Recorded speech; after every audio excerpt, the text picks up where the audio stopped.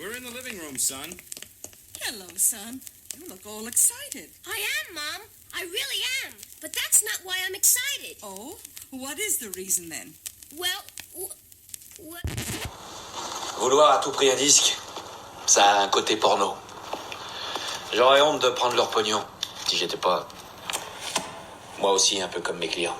The best sound for the best audience. Face B, la face B. C'est Face B. On est bien sûr Radio Laser, un jeudi soir de novembre, où il fait froid, et on a tous besoin de s'aérer et de voyager. Donc, cette émission sera consacrée au voyage. Ce sera la deuxième partie, puisque mon collègue Julien a fait la première partie. Et moi, je fais donc la seconde partie de cette spéciale voyage. Donc, on voyageait, qu'est-ce que ça veut dire en musique ? Ça veut dire qu'on peut très bien aller écouter de la musique d'autres contrées, d'autres continents, d'autres pays. Et tout le monde sait qu'aujourd'hui, c'est important d'ouvrir son esprit et de s'intéresser à d'autres cultures. Mais voyager, ça peut aussi être un voyage intérieur. Donc la musique, des fois, on a les fesses assis dans le bus et en fait, notre esprit est tout à fait ailleurs que dans le bus. Donc ce genre de voyage va être à l'honneur ce soir dans Face B sur Radio Laser. Et je vais arrêter de prendre ma voix Radio FIP. Et on va commencer avec Fleet Foxes. Fleet Foxes, un groupe qui m'est cher. Fleet Foxes qui vient de Seattle, qui s'est formé en 2006. Groupe de folk, allez on va être large, on va dire groupe de folk pop rock, enfin plutôt folk rock.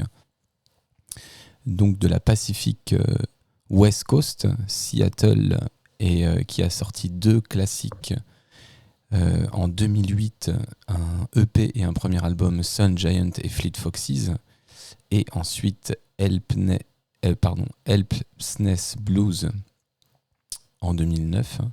Et on ne parle pas assez de leur album Crack Up, qui date de 2016. Et oui, ils ont fait un gros break, puisque le leader du groupe, Robin Pecknold, a repris ses études en fait juste après le deuxième album. Je crois qu'il a fait un master ou un doctorat. Et ensuite, il est revenu au songwriting. Donc Crack Up, c'est un album qui est plus expérimental que les 2 premiers. Donc campé moins sur des bases folk traditionnelles, qui va vers l'expérimentation, et notamment grâce à Neil Morgan, un arrangeur qui avait bossé notamment avec Joanna Newsom et Bill Cam, qui est batteur et arrangeur. Donc il y a des arrangements hyper intéressants, il y a plein de chansons à tiroir, on a l'impression des fois qu'il y a même 2 chansons dans une chanson. Et voilà, c'est un album qui est très riche musicalement, et je voulais qu'on en parle un petit peu, et notamment à travers une chanson de l'album qui s'appelle On Another Ocean, January June, donc On Other Ocean, January June. C'est sur Crack Up, c'est Fleet Foxes. Nous sommes en 2016 et vous allez voir, donc le morceau est déjà très en fait le morceau s'ouvre à un moment donné dans l'album, dans le morceau, pardon, il y a 2 parties dans le morceau. Donc au début il est plutôt presque sombre, un peu lancinant, et puis il y a un moment où tout se dégage. Voilà, donc une chanson qui, si on ferme les yeux, nous fait voyager énormément. C'est parti avec Fleet Foxes, on va y arriver, c'est un peu dur le démarrage. On Other Ocean de Fleet Foxes, c'est sur Radio Laser, c'est Face B, et on va voyager un petit peu ensemble. Go.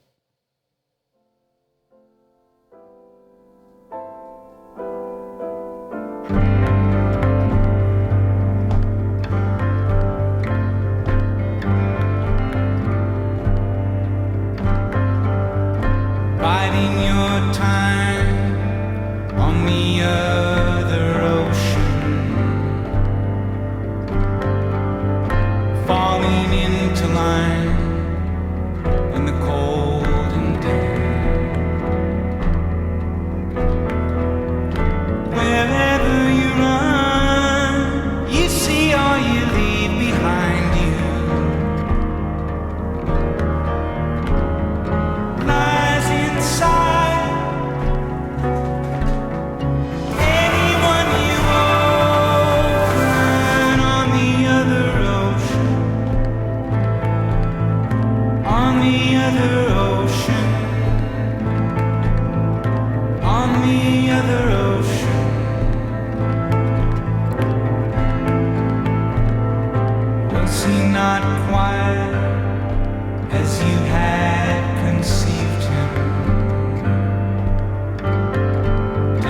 color of the light, hide the fight in the eye.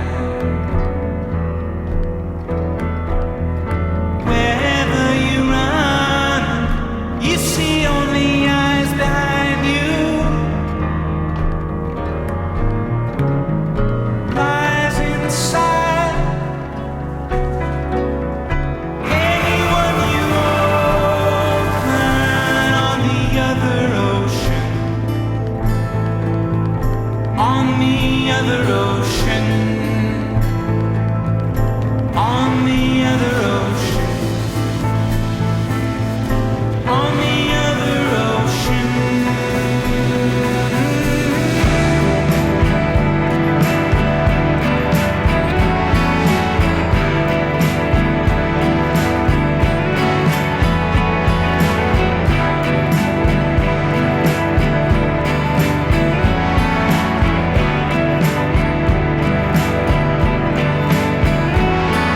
So do you think the smoke it won't enfold you? Or there'll be someone waiting for you off in the distance. If only anything could change you. If only you knew what you cling to. If only every sign you cling to. If only they were so. Tune in the eye to the ivy, and I won't bleed out if I know me. Oh, I need, oh, don't deny me. You ended up too straight. All I needed and don't need. All I want even if I know it. All I need, oh, don't deny me. We're in the eyes of times. Too young.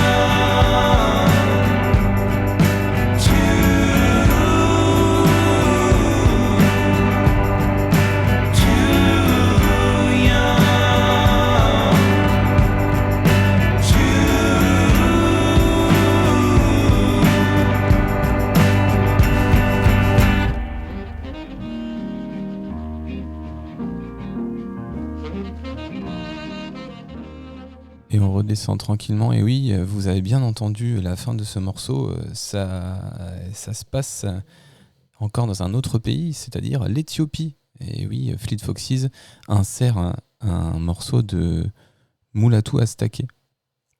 Voilà, à la fin de ce fabuleux morceau qui, j'espère, vous a plu. Voilà, morceau vraiment scindé en deux où il y a une ouverture au milieu qui, moi, me fait chavirer complètement. Voilà, très beau morceau de Fleet Foxes. Ça donne envie de prendre la mer, ça donne envie d'aller à l'ouest. On va quand même rester aux États-Unis avec un tout autre genre musical que la folk music. Et oui, vous connaissez ou pas mon amour notamment pour le jazz et le jazz spirituel. Et on va écouter ensemble un morceau de jazz spirituel, histoire de penser, histoire de s'évader, que notre cerveau s'ouvre, notamment spirituellement. Et ça va être avec Charles Mingus. Et oui, où c'est dit, voilà, jazz spirituel, il va nous mettre du Coltrane. Bon, bah voilà, il y a un album de Mingus qui pourrait être comparé au travail de Coltrane. Hein. C'est un album où on dit qu'il a un petit peu fait un album à la Coltrane. Et bien, c'est un peu vrai, cet album Moves, qui date de 1974, enregistré en 73, sorti en 74. L'album Moves de Mingus, on n'en parle pas beaucoup de cet album, et il y a des super titres, et c'est vraiment pour moi un des meilleurs albums de Mingus, en tout cas un de ceux que je préfère.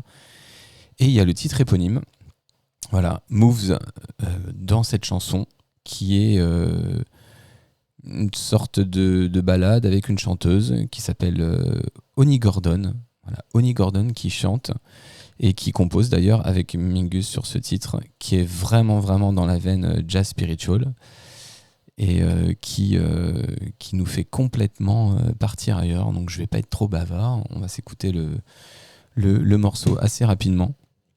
Mingus, est-ce que c'est la peine de le présenter, à part que c'est un des plus grands jazzman de l'histoire, que c'est un pianiste, un composeur, un arrangeur, un contrebassiste qui a surtout mis en avant l'improvisation collective, notamment dans son album Mingus Hahum en 1959, le classique orchestral The Black Saint and the Sinner Lady, avec des orchestrations absolument à tomber par terre, Blues and Roots en 1960, The Clown, super album avec vraiment l'empreinte blues, mais en même temps un album jazz, hein, mais qui revendique l'empreinte blues.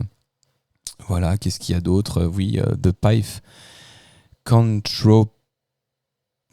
Pythcanthropus Erectus, voilà, c'est ça l'album de 1956, qui est un de ses classiques. Le Tijuana Moods de 1962, où il mélange de la musique latine, voilà. Le Oh Yeah, bien sûr, qui est des morceaux très blues, voilà. Superbe discographie, mais ce Moves de 1974, dont on parle pas assez, c'est vrai que la Mingus pète un peu un câble, il est un peu sur le tour, là il est alcoolique fin à cette période-là. Mais ça n'en reste pas un des plus grands jazzman, un de mes préférés, moi, avec Coltrane. Donc on va s'écouter ce petit Mingus avec la chanteuse donc Oni Gordon. La chanson s'appelle Moves. Et c'est parti, on y va.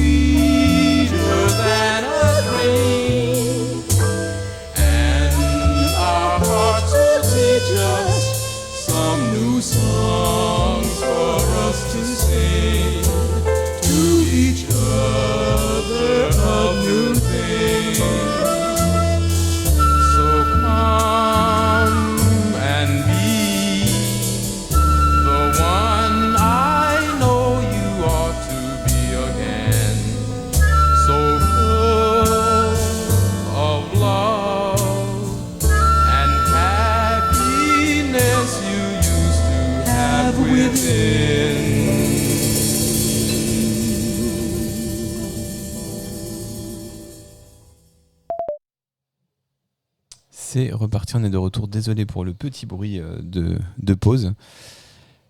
Voilà, magnifique morceau, que dire de plus à part qu'on part complètement, là on est peut-être plus dans les cieux là, hein. Vraiment on s'envole complètement, l'esprit part ailleurs avec ce morceau de Charles Mingus qui s'intitulait Moves. On est de retour ensemble mais en Ille-et-Vilaine sur Radio Laser et c'est Phase B et c'est le voyage. Nous étions en Amérique du Nord, à l'ouest. On va dire que Mingus, c'est plutôt New York. Et on va descendre au sud, en Amérique du Sud, et au Brésil, bien sûr.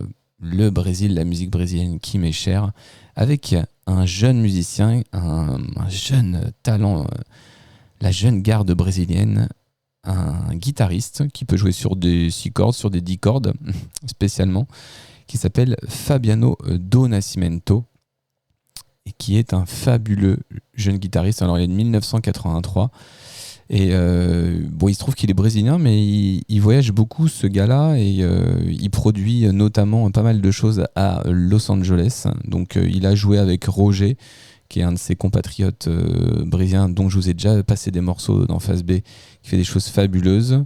Donc il est un peu à Los Angeles et un peu à Tokyo.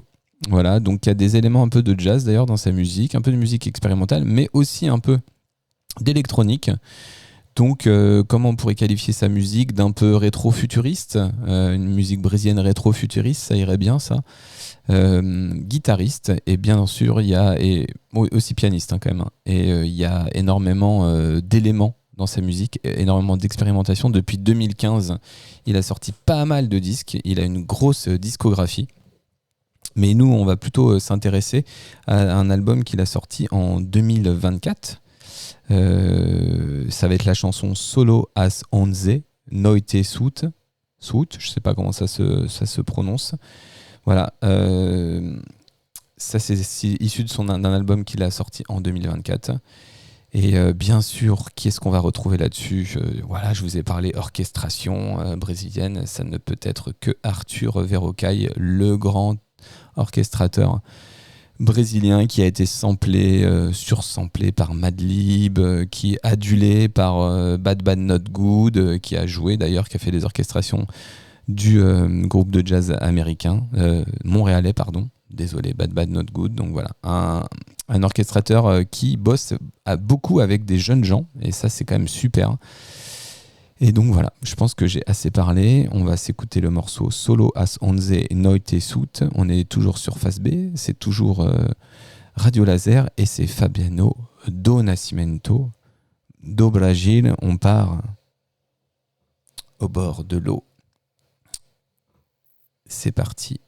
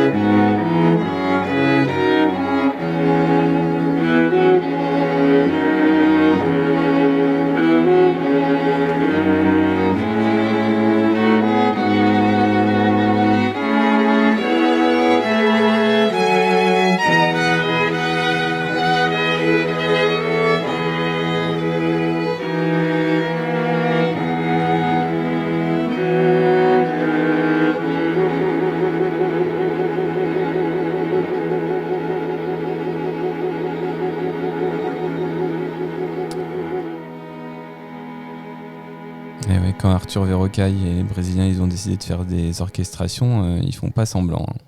Donc voilà, splendide morceau. J'espère que ça vous a plu. On s'attend pas à ce qu'ils partent comme ça le morceau au milieu. Eh bien si, ils l'ont fait, c'est parti comme ça. Allez, on va changer de pays. On va voyager mentalement vers la Turquie. Vers la Turquie pour parler de la grande Selda Bağcan. Donc là, on va se réveiller un peu quand même, là, parce qu'on a eu quand même des morceaux très posés. Je pense que ça, de toute façon, une émission qui sera fidèle au ton de ma voix, c'est-à-dire plutôt posée, comme un jeudi soir. On est ensemble, on est sur Face B, c'est Radio Laser. Et Selda Bağcan, grande chanteuse turque, grande militante turque, donc de folk, psyché, folk turque, et donc de protest musique, puisqu'elle a été militante, très militante. Elle a énormément critiqué le gouvernement turc. Elle avait un papa qui était saxophoniste et flûtiste, et elle a véritablement commencé sa carrière musicale au tout début des années 70, où là elle a vraiment fait des chansons, même rock, hein, plutôt rock psyché, folk rock psyché, et donc elle connaît un succès dès le début des années 70, et d'ailleurs dans son début de carrière, hein, son album de 1972, il me semble, il y a plusieurs morceaux de cet album qui ont été samplés, qui ont été énormément samplés dans le rap, notamment les Too Many DJs, Mos Def, Ono ou même Dr. Dre, voilà, qui sont allés piocher dans ces sons du début des années 70.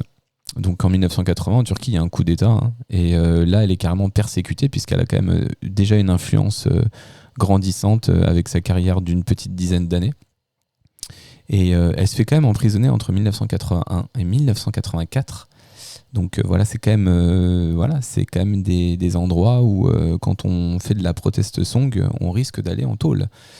Donc ça a été le cas de Selda Bağcan.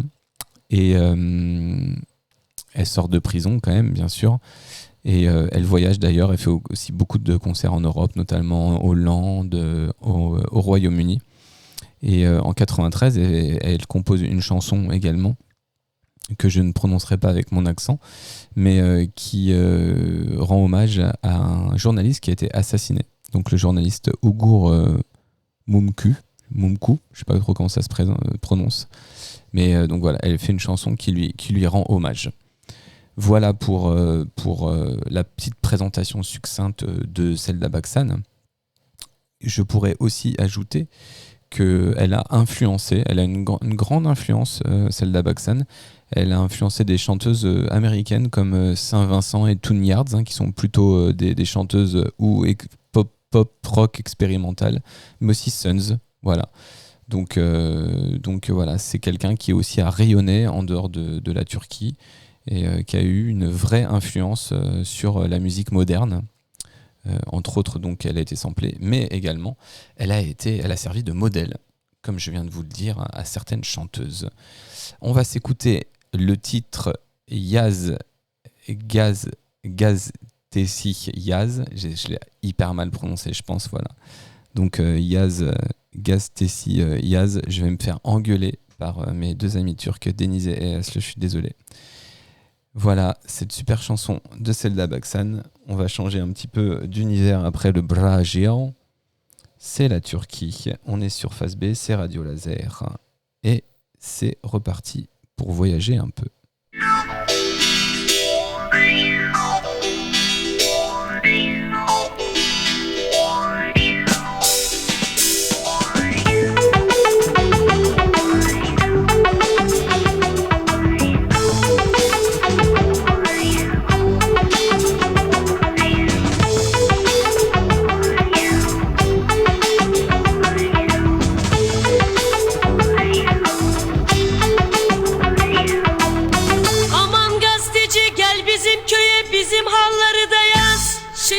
Ojeli parmakları yazma, bir de bizim köyde nasırlanmış elleri de yaz, yaz gazeteci yaz, yaz, yaz efendi yaz, yaz, yaz gazeteci yaz, yaz, yaz efendi yaz.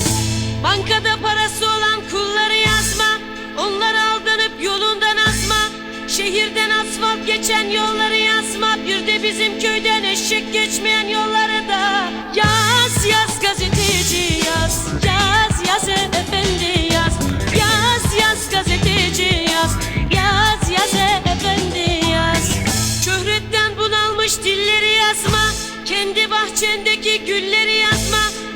Haksız yere genç öldüren elleri yazma. Doğuda doktorsuz ölen kulları da yaz yaz gazeteci yaz. Yaz yaz efendi yaz. Yaz yaz gazeteci yaz. Yaz yaz efendi yaz.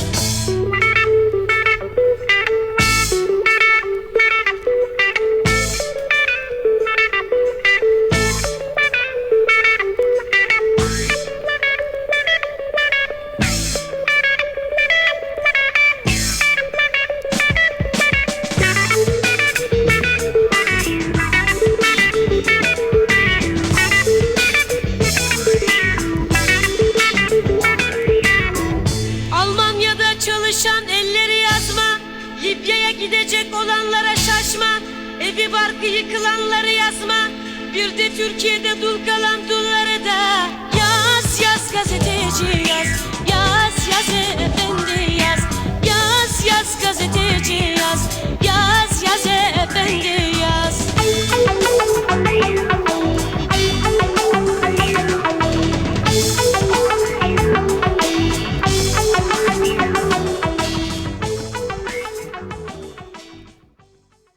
Désolé, je vous ai réveillé, je vous ai sorti de votre sommeil. On est toujours sur Phase B, c'est toujours Radio Laser. Et on était en Turquie avec Selda Baksan. Voilà, c'était un super titre. Hein. J'espère que ça vous a plu. On est sur la thématique du voyage. Hein, c'est le numéro 2 sur le voyage. Vous êtes avec moi là. On est un peu allé au Brésil, Amérique. Là, c'était la Turquie. Et écoutez, je vous propose d'aller au Japon. Même si je vous ai expliqué au début de l'émission que le voyage, il était aussi intérieur, puisque je vous fais écouter que des musiques où on ferme les yeux, où on est un petit peu où on veut, en fait, quelque part. Et là, je vais vous parler de Hiroshi Yoshimura, qui est un artiste japonais qui est un peu considéré comme un des pionniers de l'ambiante, et c'est d'ailleurs justifié. C'est un des pionniers de la musique ambiante.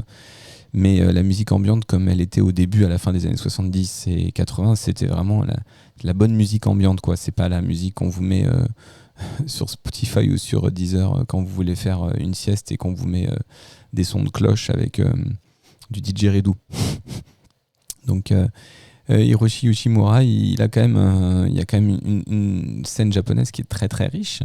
Alors il est influencé bien sûr par Brian Eno, qui déjà fin des années 70 avait fait pas mal d'expérimentations, bien sûr comme beaucoup par Erik Satie, le pianiste qui a influencé beaucoup de monde de l'ambiance musique, mais aussi par le mouvement Fluxus, hein, qui est quand même un mouvement artistique japonais, qui a été popularisé notamment par Yoko Ono, hein, donc notamment, voilà, qui est une symbiose entre l'art et la vie, et qui considère l'œuvre d'art comme un objet du quotidien. Donc ouais, c'est très très conceptuel comme mouvement, et donc on va dire que Hiroshi Yoshimura, il est un petit peu dans la scène japonaise post-Fluxus, on pourrait dire ça comme ça.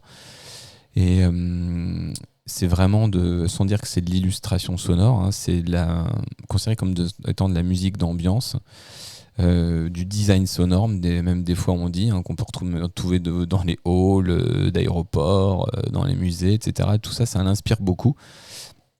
Sauf que lui, il va aller quand même un peu plus loin. Hiroshi Yoshimura, il va aussi aller en pleine nature, et il sort 2 albums très importants qui s'appellent Green et Surround. Et ces albums-là, en fait, c'est vraiment beaucoup de liens avec la musique naturaliste. Il va choper des sons dans la nature. Et puis il en fait justement avec des claviers, donc une musique totalement contemplative. Et je vais pas vous parler de son album forcément Surround ou Green, donc les 2 albums de 1986, mais plutôt de son début de carrière, donc de 1982. Il a sorti un album qui s'appelle Music for 9 Postcards, voilà, qui est vraiment le début de ses expérimentations et du design sonore très très influencé par donc Brian Eno et Erik Satie, comme je vous l'ai expliqué, et qui est vraiment, je vais le citer. Voilà, je vais vous dire ce que Yoshimura dit. La musique n'est pas un absolu externe, mais un item qui s'imbrique dans un environnement physique et qui déplace l'expérience de l'auditeur à l'intérieur de celle-ci. Donc c'est exactement ce que je vous disais. Je vous mets de la musique, elle a beau venir du Japon, elle a beau venir d'un autre endroit, vous en faites ce que vous voulez et vous vous déplacez où vous voulez. C'est un voyage mental. Donc voilà le prochain extrait que j'ai choisi de vous diffuser sur Phase B et sur Radio Laser. C'est le morceau Clouds, qui est donc issu de son album Music for 9 Postcards de 1982. C'est parti avec Hiroshi Yoshimura. Nous sommes toujours sur Phase B. C'est jeudi, c'est tranquille et c'est Hiroshi Yoshimura.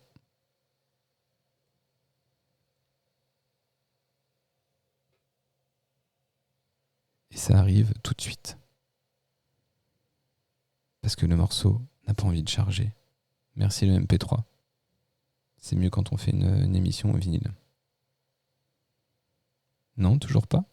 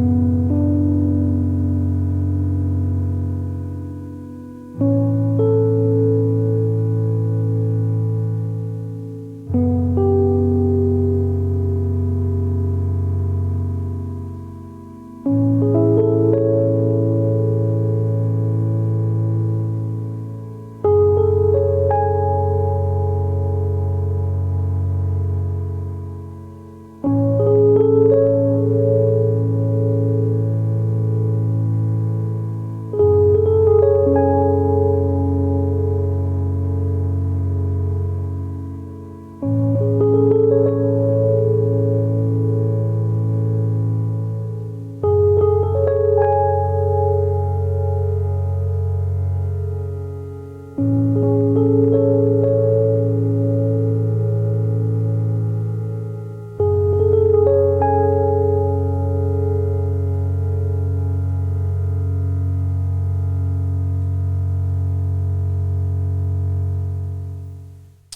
oui, vous vous êtes réveillé pour vous rendormir. C'est le concept de l'émission. Non mais voilà, j'espère que vous avez bien voyagé et que c'était un voyage intérieur pour vous. Tiens, d'ailleurs, je vais vous lire ce que des critiques ont dit, des critiques musicales ont dit de la musique de Yoshimura. Donc la musique n'est pas seulement destinée à être quelque chose qui existe par elle-même seule, influencée par des figures sonores comme celles d'Eric Satie ou Brian Eno. Ce son en développement a également progressé avec une spécialité et un doux sens de l'intention. Cet album répondant à la surcharge sonore urbaine et peut-être au développement d'idées sur les médias, une prise de conscience que la culture ne reflète pas seulement la réalité, mais la produit activement. Donc voilà, notre cerveau qui serait producteur d'une réalité en constante évolution, et donc notre esprit il fait un petit peu ce qu'il veut justement de nos pensées, et surtout avec ce genre de morceaux où on construit au fur et à mesure qu'on entend des notes, on pense à des choses, et donc on s'évade face à la surcharge sonore urbaine, voilà, comme c'est dit, pour échapper au flux et au surplus. Allez, on va continuer avec une autre artiste inclassable, magnifique, sur Radio Laser et sur Face B. J'ai nommé Kate Bush, ou Kate Bush, comme on le dit, Kate Bush, qui a fait tellement parler d'elle ces derniers temps avec la 4e saison de cette série bien connue qui s'appelle Stranger Things, et qui a remis en avant son titre phare des années 80, Running Up That Hill de 1985, qui est extrait de l'album Hands of Love, un grand classique. Donc Kate Bush qui a une discographie assez parfaite. Il n'y a pas beaucoup de mauvais albums dans la discographie de Kate Bush. Never Forever, Hands of Love, The Kicks Inside, The Sensual World également. Voilà, que des super albums. Mais elle a fait un album dont on parle beaucoup moins. Et c'est son tout dernier album. Est-ce que vous l'avez remarqué, cet album, ce tout dernier album ? Et oui, il date de 2013, il me semble. Est-ce que je me trompe ? Il me semble qu'il date de 2013, peut-être pas. Voilà, mais en tout cas, dans les années 2010, on va dire. Et c'est ce fabuleux album qui s'appelle 50 Words for Snow, qui est un album avec des morceaux qui font en gros entre 8 et 12 minutes. Donc voilà, encore une fois, Kate Bush n'en a rien à faire des formats établis. Autant ça a été plus ou moins une pop star, mais on va dire qu'elle faisait des pop songs qui étaient totalement différentes de toutes les autres chanteuses de l'époque, avec sa voix au perché, avec son univers complètement barré. C'était un peu une petite chanteuse d'opérette qui avait des décors et puis une direction artistique qui n'avait à voir avec personne. Donc voilà, elle a toujours eu, elle s'est quand même toujours mis à distance des codes de l'époque. Et donc elle a fait la même chose avec cet album, donc 50 Words for Snow, qui en fait je crois date de 2011, je me suis trompé, donc pas de 2013, qui est un sublime album et qui s'approche pas mal en fait de la musique ambiante qu'on vient d'écouter, voilà, et aussi un peu du jazz, mais qui est un album qui est très très aéré, ultra cotonneux, et qui est un album dont on parle pas assez souvent, je trouve, et qui prouve que jusqu'au bout, jusqu'à en tout cas cet album-là, elle a vraiment eu une discographie impeccable, Kate Bush. Donc ce qu'on va faire, c'est qu'il est prévu, il me semble, de la neige dans pas longtemps, peut-être demain ou après-demain, même en Bretagne, et on va s'écouter ensemble le bien nommé Snowflakes, qui est le morceau d'ouverture, Snowflake, de l'album dont je vous parle, de 2011, 50 Words for Snow. C'est Kate Bush, c'est Snowflake. peut-être il va neiger en Bretagne. Et c'est parti pour 10 minutes de glissade sur la luge. Attention, c'est une glissade très très douce. C'est Kate Bush, on est sur Phase B, c'est Radio Laser.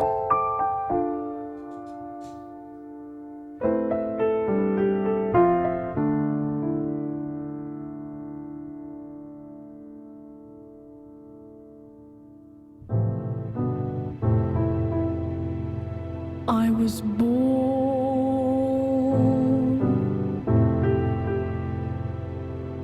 in a cloud.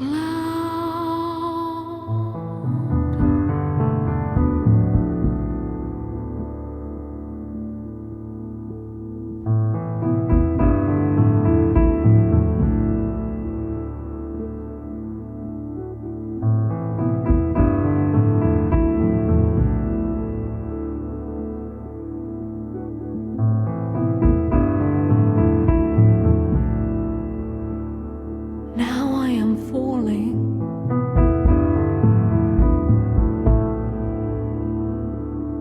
I want you to catch me.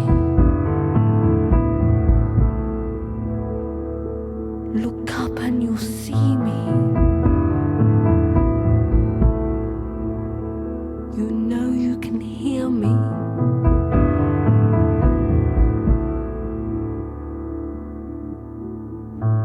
The world is so loud.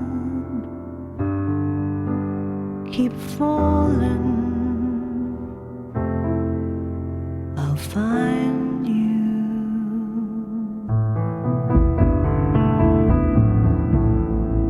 We're over a forest.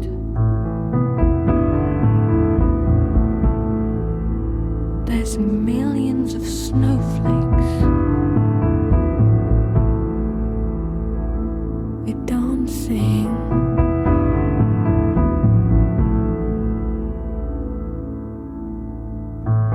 The world is so loud. Keep falling. I'll find you.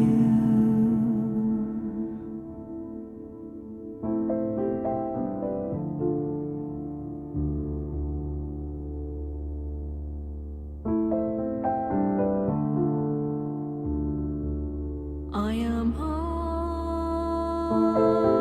eyes and dust.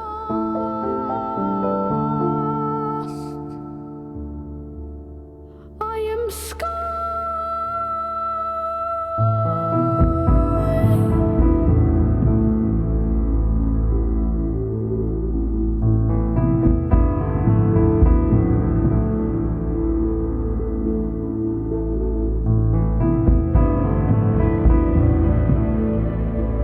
I can see horses wading through snowdrifts.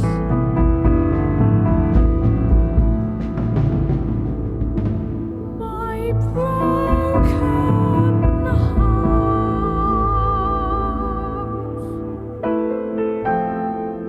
my fabulous dances.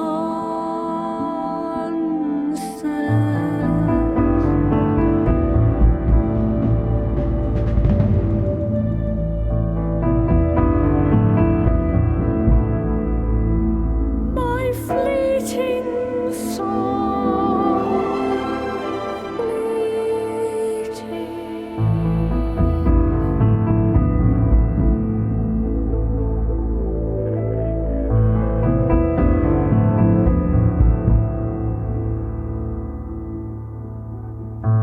The world is so loud.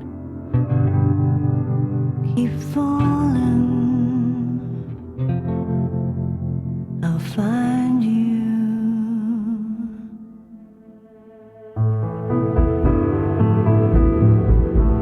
My broken heart, my fabulous dance, my fleeting song, my twin.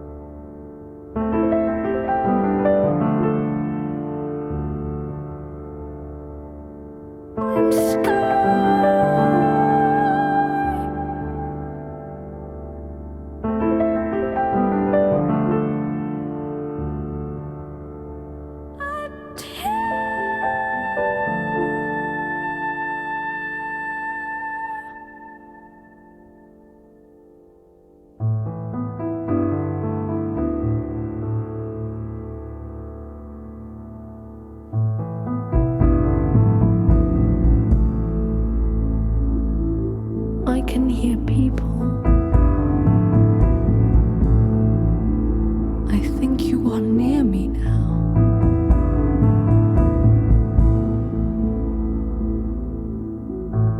The world is so loud, keep falling. I'll find you.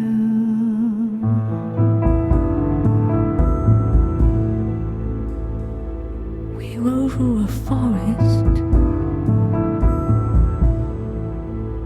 It's midnight at Christmas.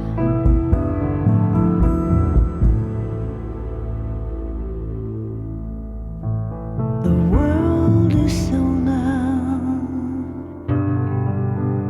keep falling. I'll find you.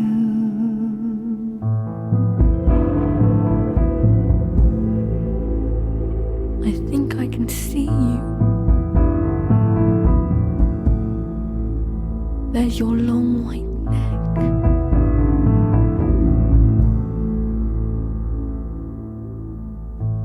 The world is so loud, keep falling. I'll find you.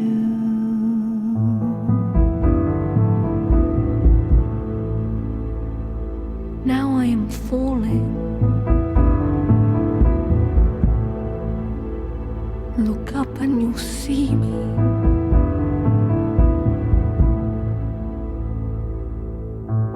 The world is so loud, keep falling. I'll find you.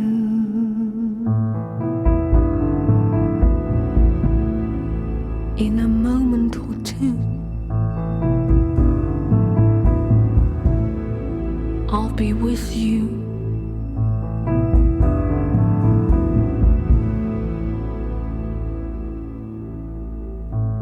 The world is so loud, keep falling.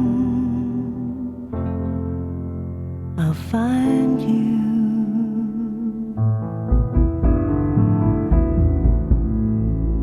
Be ready to catch me.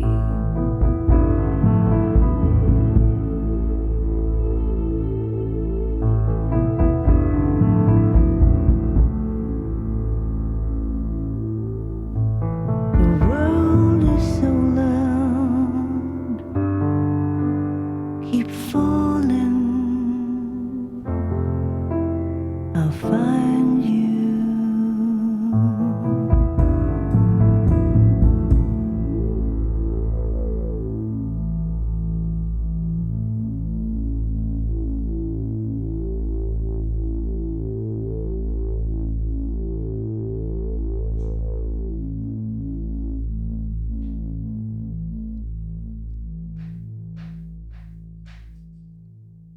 Et voilà pour ce dernier morceau, vous l'auriez compris, ce Phase B sur Radio Laser était consacré au voyage, essentiellement ici au voyage intérieur avec le fabuleux morceau Snowflake de Kate Bush. Et oui, vous avez peut-être entendu la signature de ce fabuleux batteur de jazz qu'est Steve Gadd, voilà, qui joue sur cet album.